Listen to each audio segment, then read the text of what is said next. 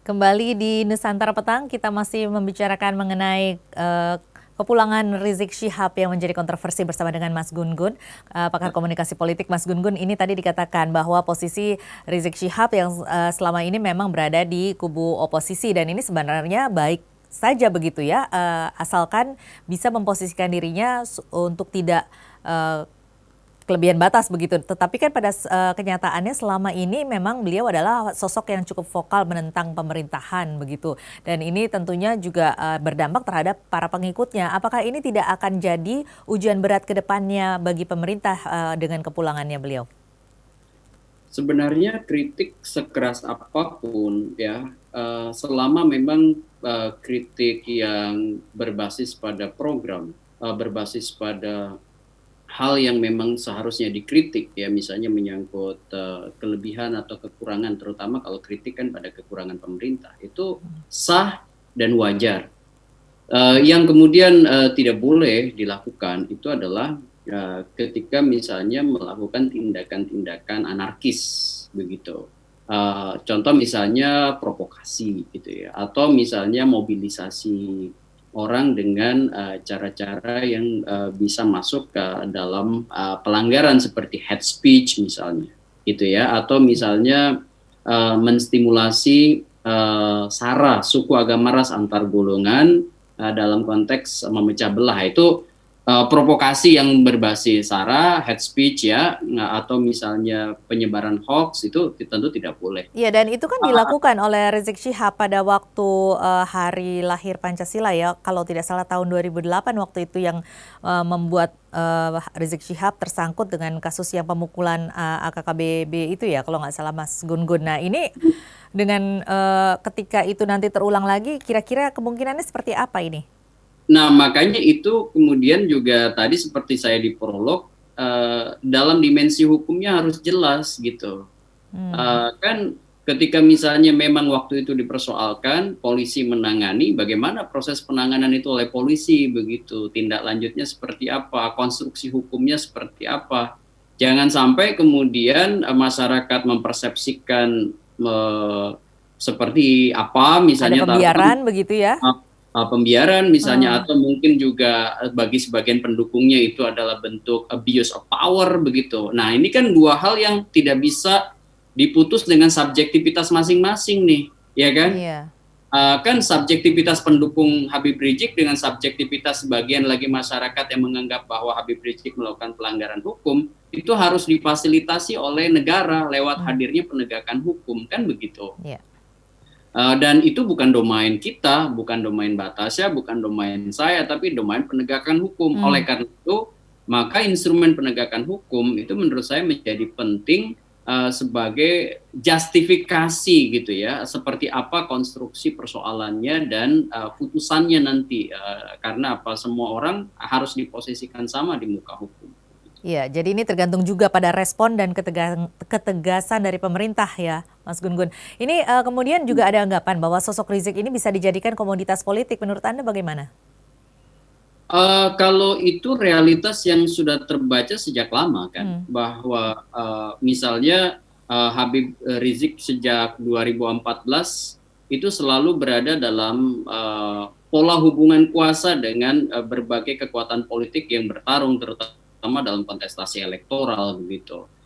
Contohnya tadi sudah saya sebut, misalnya di 2017, di 2014, bahkan di 2019 itu masih pendekatan sosiologis ya, bukan pendekatan rasional dan bukan pendekatan psikologis dalam mobilisasi orang ya, melalui pendekatan primordial itu kan masih dilakukan begitu. Ya. Sehingga apa, kalau disebut tadi Habib Rizik terutama misalnya dengan basis masanya itu menjadi komoditi, ya memang tidak terhindari begitu.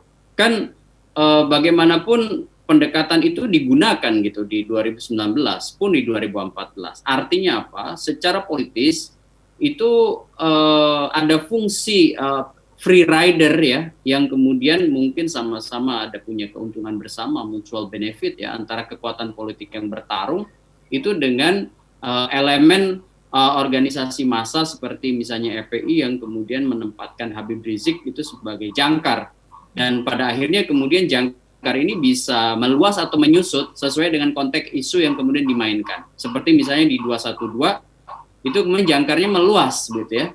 Karena memang ada isu yang bisa diamplifikasi begitu, yaitu soal penistaan agama, dan itu kalau kita lihat misalnya pergerakannya di 2017 itu kemudian sangat riskan bagi keutuhan ya Republik ini yang memang mau nggak mau kita ini negara Pancasila yang multikultural begitu. Itu yang kemudian harus menjadi hal yang terus diingatkan kepada masyarakat.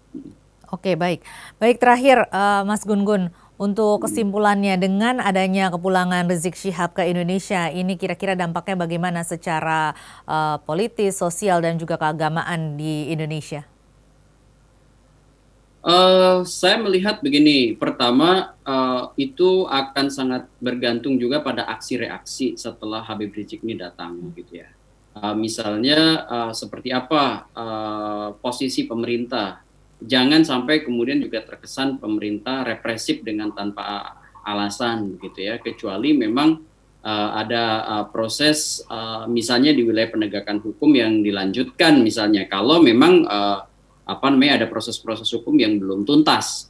Jadi aksi reaksinya seperti itu misalnya di wilayah hukum ya. Jangan sampai kemudian ada equivocal communications dari pemerintah juga, membuat komunikasi yang tidak jelas, ngambang, seperti misalnya apakah betul pemerintah punya andil dalam kepulangan Habib Rizik misalnya, ya kan? Itu kan juga menjadi tanda tanya tuh di masyarakat. Apakah betul misalnya Habib Rizik tidak ada deal tertentu misalnya dengan representasi dari pemerintah, atau memang betul-betul Habib Rizik datang pulang mengurusi dirinya dengan jejaring yang dimiliki oleh komunitasnya.